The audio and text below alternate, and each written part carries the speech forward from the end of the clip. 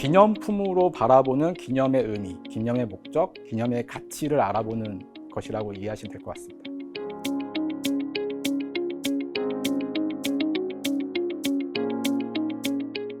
전시 제목이 좀 다소 길죠? 오늘도 기념, 우리가 기념품을 간직한 이유, 상당히 깁니다. 네, 안녕하세요. 전시운영과 학예연구사 김승유입니다. 이게 기념품을 간직한 이유가 결국에는 기념의 목적을 바라보는 것과 같다고 생각을 했어요. 근데 이번 전시가 그 기념품이 넘쳐나는 시대, 또 기념이 넘쳐나는 시대에 진정한 기념이 뭐지? 이런 것들을 좀 고민해보는 전시의 메시지가 있습니다. 앞에 들어가 있는 오늘도 기념에서는 그 오늘도라는 내용이 사실은 좀 핵심입니다. 이 기념이 과거의 어떤 얘기가 아니라 현재, 우리가 살아가고 있는 현재의 이야기라는 걸 좀 부각하고 싶었어요. 그래서 오늘도 기념, 우리가 기념품을 간직하는 이유라는 전시 제목을 정하게 됐습니다. 이번 전시는 총 3부로 구성되어 있어요. 1부는 일상 속의 기념품에 대한 내용을 시각적으로 연출한 공간이라고 이해하시면 될 것 같고요. 2부는 제목과 마찬가지로 우리가 기념품을 간직하는 이유에 대해서 본격적으로 다루는 그런 공간입니다. 그리고 마지막 3부 같은 경우는 저희가 공모를 통해서 개인의 사연 있는 기념품들을 조금 모아봤는데요. 그 내용들이 다뤄져 있습니다. 큰 흐름을 봤을 때는 그 1부에서는 기념과 기념품에 대한 내용을 조금 환기하는 그런 개념이냐면 2부 같은 경우는 시대적으로는 정근대에서 근대, 현대를 관통하고 어떤 공시적인 차원에서는 개인적 차원, 공동체 차원, 그리고 다시 개인의 차원으로 넘어가면서 이 기념이라는 것들의 의미를 계속 좀 다양한 차원으로 다층적으로 좀 의미를 파악하면서 생각해 볼 수 있는 그런 공간 구성이라고 이해하시면 될 것 같아요.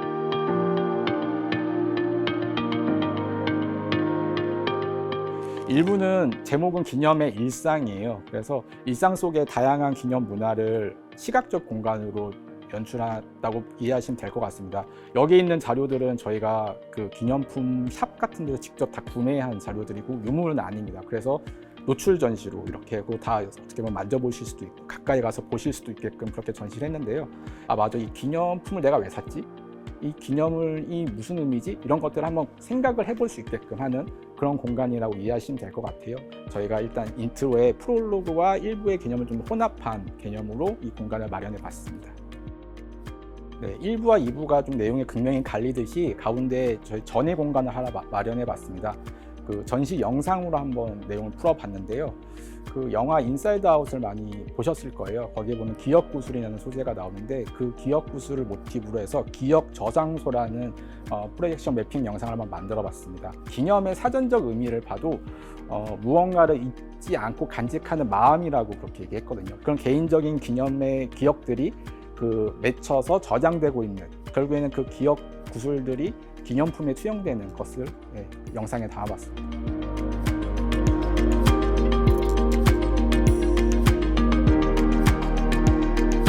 2부의 제목은 우리가 기념품을 간직하는 이유입니다. 전시 제목과도 같습니다. 2부는 총 3가지로 구분되어 있습니다. 먼저 2-1은 특별한 순간 빛나는 기념품이라는 주제인데요. 그 개인의 생애 주기별로 해가지고 개인적 차원의 기념품을 보여드리는 그런 공간입니다. 가장 먼저 딱 입구에 들어가시면 평생도 팔폭병풍이라는 전시 자료를 보실 수 있는데요. 돌잔치부터 회용까지 그 인간이 살면서 가장 기념할 만한 순간들을 그림으로 담은 병풍입니다. 그 병풍의 구성과 같이 전시장에 있는 자료 흐름도 한번 저희가 잡아봤어요. 처음에는 출산, 그 다음에 돌잔치로 시작해서 은퇴 경로까지 흐름으로 그렇게 진행이 되고 있습니다.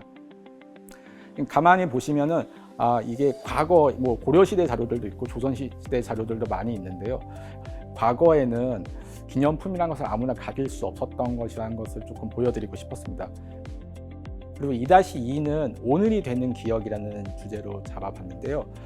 2-1부가 개인적 차원의 기념을 집중적으로 조명했다면 2-2에는 이 공동체 차원의 우리라는 이름에 갖고 있는 공동체 차원의 기억과 기념에 대한 얘기를 하고 있습니다. 2-2의 첫 입구에 딱 들어가시면 3장의 달력을 보실 수 있어요. 연도로 따지면 총 5년 사이에 3장의 달력이 있는 건데요. 이 3장 달력에 표시되어 있는 기념일들이 완전히 확연하게 다르다는 것을 보실 수 있으실 겁니다. 1945년 달력 같은 경우는 1944년에 만든 달력이기 때문에 일제강점기에 관련된 일본과 관련된 기념일들이 빼곡히 차 있습니다.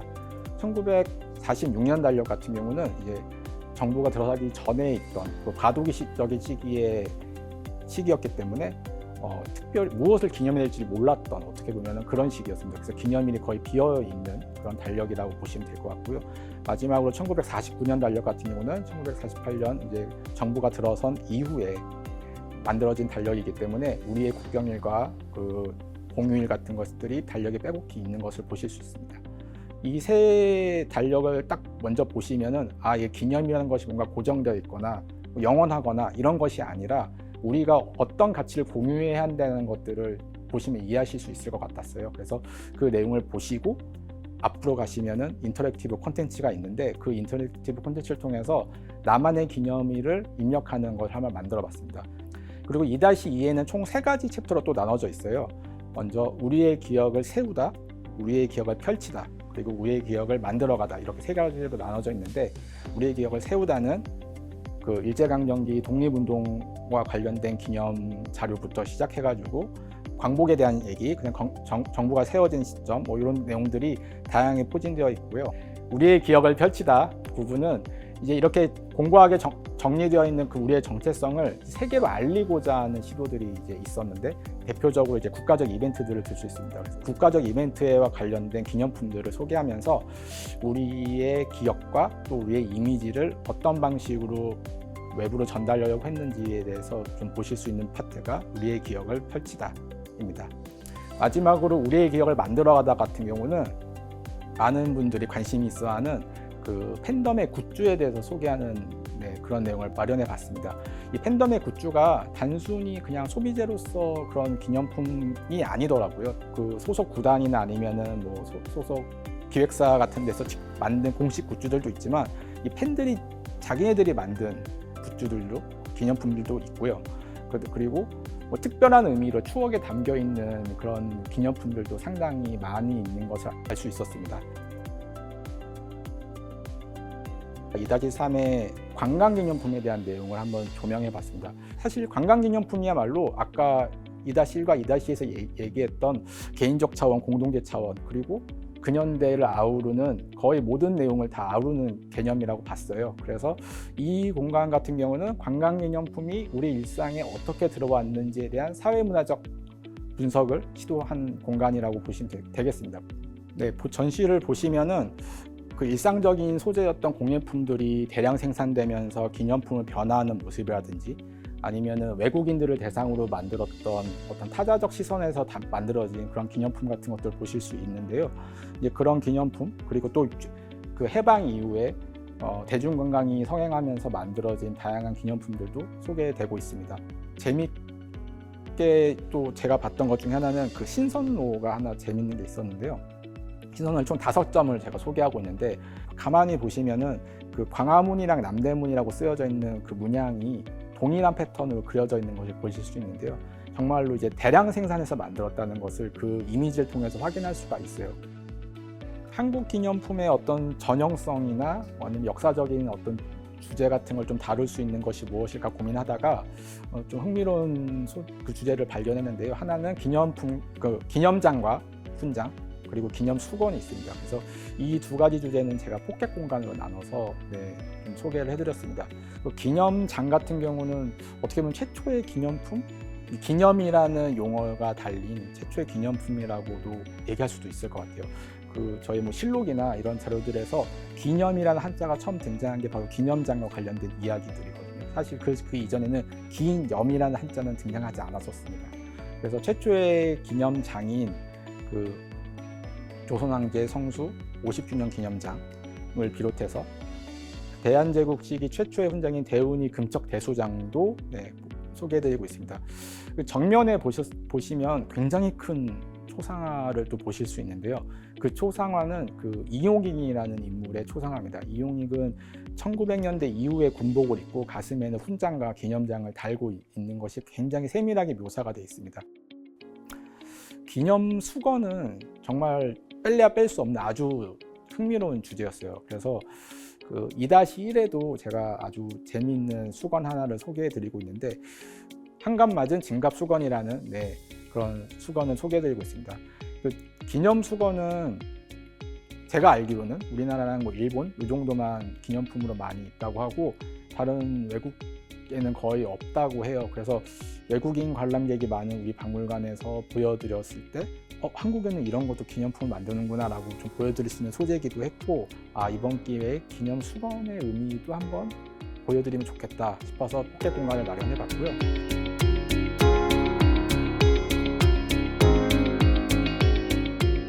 네, 전시의 마지막은 내 인생의 기념품이라는 3부 공간이 있습니다. 저희가 공모를 했고 그 공모에 선정된 총 6개의 사연이 전시장에서 소개되고 있습니다. 총 6개 사연을 간단하게 설명을 드리면요. 건강상의 이유로 시작했던 운동이 이제 내 삶에 굉장히 중요한 부분이 됐다고 말씀해 주셨던 마라톤 메달과 관련된 내용이 하나 있고요. 그 다음에 어린 시절 중학교 때 봤던 소설 속 주인공이 모았던 기념품이 트럼프 카드가 있었다고 해요. 그 내용을 보고 이것도 기념품이 될 수 있구나 해서 시작해서 지금은 100여 개가 넘는 트럼프 카드를 모으신 사연도 소개가 되어 있고요. 그 다음에 평창올림픽 성화봉송 주자로 참여하면서 그것이 내 인생의 기념품이라고 말씀해 주셨던 사연도 있습니다. 또 홀인원을 했을 때 주변 분들한테 베풀기도 하고 주변 분들이 또 축하해 주기도 하고, 그리고 그것이 내 인생에 어떤 의미가 왔는지에 대해서 굉장히 재밌게 설명해 주신 그런 사연도 있습니다. 그리고 아주 사소할 수 있는 그런 어린이집에서 개최한 팔씨름 대회에서 1등을 한 기념패도 있는데요. 그거 같은 경우는 우리가 갖고 있는 아주 사소한 기념품도 우리의 기억과 내 삶을 좀 이어주는 그런 것이 될 수 있구나라는 것을 상징적으로 보여주는 그런 자료였습니다. 그래서 그 자료도 소개해 드렸고요. 마지막으로 요즘에 이제 영화 굿즈와 관련된 내용들도 굉장히 많이 있는데 여러 영화 굿즈를 모으게 된 사연, 그리고 포스터, 그다음에 영화표 이런 것들을 소개하는 그런 내용도 포함되어 있습니다. 그렇게 이제 6개의 사연을 보고 나오시면은 에필로그가 나옵니다. 에필로그 주제가 나의 기억, 우리의 기념입니다. 서두에서 보셨던 기억구슬과 관련된 그것이 다시 등장합니다. 그래서 개개인의 기억구슬들이 합쳐지면서 이것이 결국에는 오늘을 이끌어가는 우리의 공동의 기념이고 기억이라는 메시지를 전달하는 것으로 전시는 마무리됩니다. 그리고 마지막 나가는 순간에 당신의 기념은 누군가의 기억이 됩니다 라는 글귀를 저희가 준비했어요. 나의 기억, 우리의 기념과 약간 이렇게 상호 교차되는 표현인데요. 나의 사소한 어떤 기념도 결국에는 우리 사회에 어떤 영향을 분명히 미칠 것이기 때문에 그런 부분에 대한 메시지를 드리고 전시를 마무리하는 것으로 그렇게 구성을 했습니다. 네, 이번 전시가 여러분의 각자의 기억을 다시 꺼내보고 삶의 어딘가에 머물러 있는 기념의 조각들을 새롭게 바라보는 계기가 되었으면 좋겠습니다. 감사합니다.